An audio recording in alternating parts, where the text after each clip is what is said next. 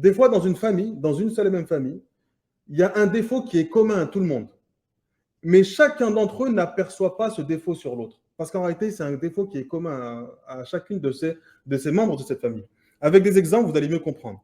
Dans certaines familles, depuis qu'ils sont petits, à chaque fois qu'ils règlent un conflit, ils le font de manière excessive.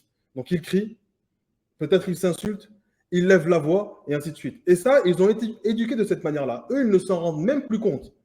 Ils sont en train de crier. Lorsque tu vas questionner la sœur de ce frère et lui dire comment ton frère est, elle va répondre.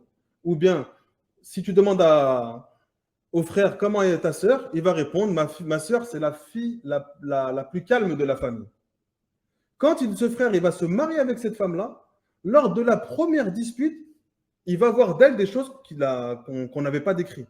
Elle va commencer à crier, elle va commencer à faire la femme hystérique, elle va commencer peut-être à l'insulter, et il va dire, mais on m'a dit que c'était la femme la plus calme de la famille. Donc en réalité, il faut que tu comprennes une chose, je vais le dire avec des termes très simples, le moins fou parmi les fous reste quelqu'un de fou. Donc si dans la famille, tout le monde est impulsif et nerveux, même s'il te dit, ma sœur, c'est la moins nerveuse, ça ne veut pas dire qu'elle est calme.